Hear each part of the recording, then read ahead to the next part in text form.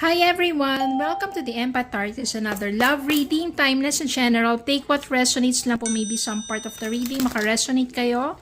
Some part of it, hindi. Totally makaresonate na parang nanonood kayo ng kwento ng buhay ninyo.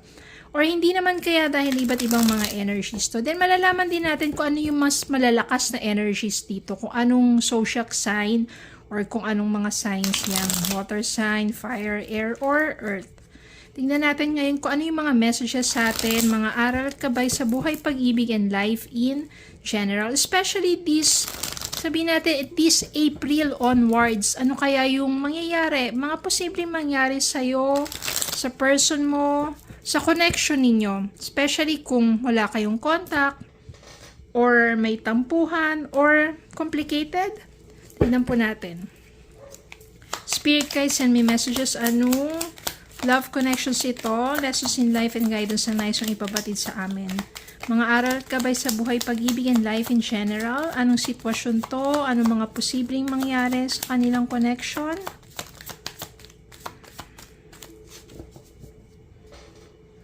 Okay, ito po muna. Tingnan natin ngayon. King of Swords. King of Pentacles.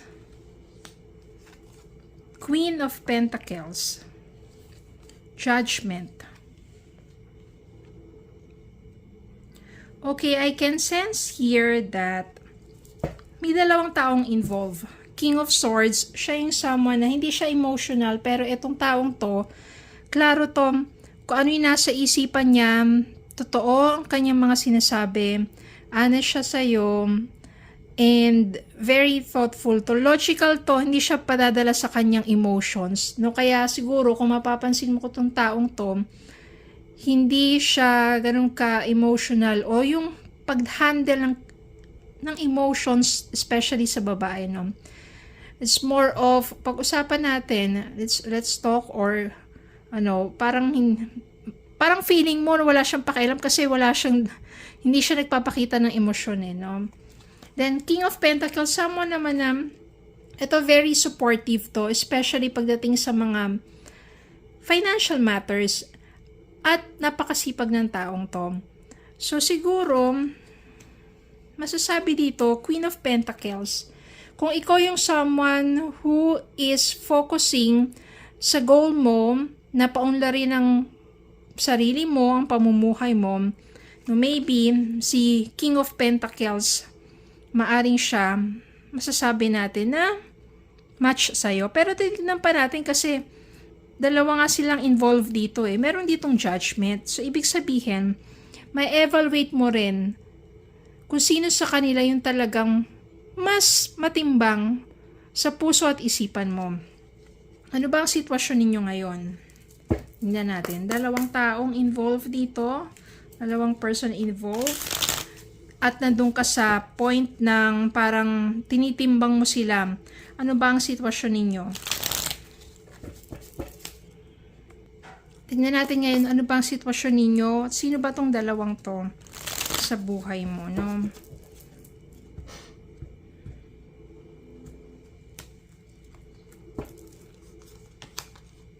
Wheel of Fortune.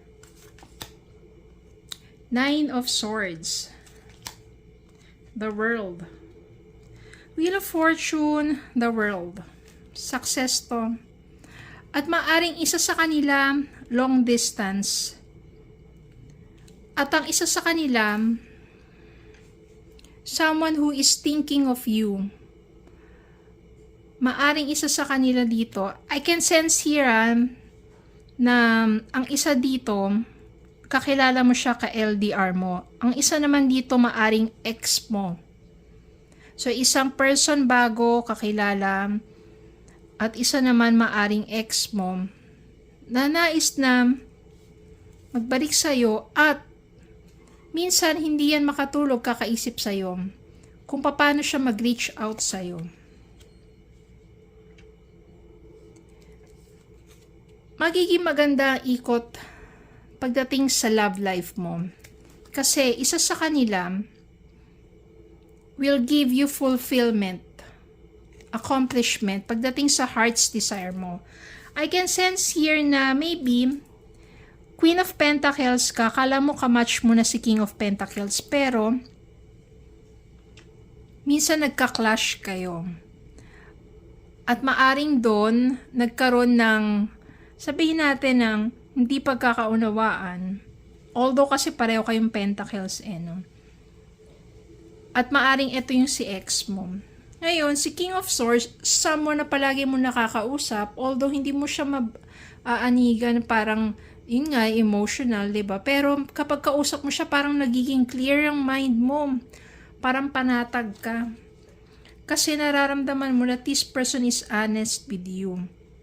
Kaya maybe, tingnan pa natin ano pang energy na to. Anong mga possibilities na mangyari dito? Nandito kasi sa point na ini-evaluate mo sila Tinitimbang mo sino sa kanila Kung yung ex mo yon, nananais na, yung parang nagpaparamdam ulit. At this time, parang nangangako na mas magiging stable ng inyong connection. Diba? Tignan po natin, ano pa ang mga kalalabasan dito. Or ano pang mga energies between the two or the three of you. Nandiyan ka sa point ng evaluation. The Magician. The Hierophant. And Ten of Swords. The Magician, it means that maybe your ex is still manifesting na magkabalikan kayo, yung connections ninyo. At isa naman sa kanila, the Hierophant, will end up into a commitment and long-term relationship. Ibig sabihin yung isa talaga, seryoso at committed sa'yo. Ngayon, ito yung nahihirapan ka. Parang nafe-feel mo na ang heavy pa ng situation because you still attached with this person, your ex, and nako-confuse ka kasi mabait tong isang to and you feel light and secured. So ngayon, confused ka. Parang mabigat sa'yo.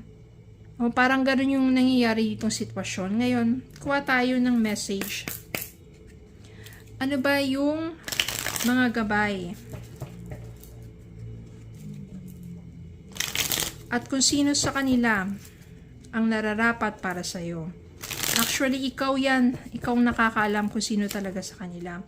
If you still love your ex and gusto mong bigyan siya ng panibagong pagkakataon, especially ngayon nag-reach out na siya, at nagpaparamdam nga or bigyan ng pagkakataon tong bagong to, nahihirapan ka pumili dito The Sun, Three of Swords. Sobra ka kasing nasaktan. Ito yung mga pinagdaanan mo. Sobra ka nasaktan, pero hindi ibig sabihin yan na mananatiling wasak ang puso mo kasi meron ngang panibagong simula. Etong The Sun brings you another joy into your life. Kaya nga may dumating na panibagong tao sa iyo Kung nasaktan ka ng masyado dun sa ex mo, may panibagong tao magbibigay ng liwanag muli at kaligayahan sa puso mo. Ngayon, ano ba talaga? Nardyan yan sa puso mo at nasa isipan mo kung sino sa kanila, kung anong direction ang gusto mong tahakin. Ikaw lang ang makakaalam niyan. And in order for you to know that yung inner knowing na yan, just meditate and pray. At sino ba yung na-visualize mo sa kanila na parang mas makakasama mo in the future, that you feel secured, 'di ba? Kung siya pa rin ba, pwede naman. Kung bibigyan mo ng pagkakataon yung sarili mo dito sa bago, why not? 'Di ba? Pero nasa sayo 'yan. Again, kung nasaktan ka man, hindi ibig sabihin na masasaktan ka muli. Ibig sabihin yan, pwedeng yung ex mo, kung nasaktan ka niya before at ngayon, maaring meron ng pagbabago sa kanya, merong pag-asa. Ngayon naman, is kung nafe-feel mo na wala namang pagbabago dun sa ex mo at nasasaktan ka pa rin sa kanya, ay meron pa rin bagong pag-asa sa bagong person naman. Diba? So, nasa sayo pa rin talaga yan. Ikaw lang makaka-assess ng situation mo eh. So, all you have to do is to pray and ask for guidance, no, para i-direct ka sa tamang tao. At magkaroon ka ulit at pa-feel mo ulit yung joy dyan sa puso mo. Okay? So, yun lang po. Maraming salamat po for watching. Please don't forget to like, share, comment, subscribe, follow me on Facebook and YouTube. And again, para kanino ba to? More of earth signs. Taurus, Virgo, Capricorn. And I can sense here na meron din ditong mga air sign. So, it is involved dito mga earth and mga air sign. Gemini, Libra, Aquarius. Okay, yun yung mga mas malalakas na mga energies dito. Okay? And again, take what resonates lang po.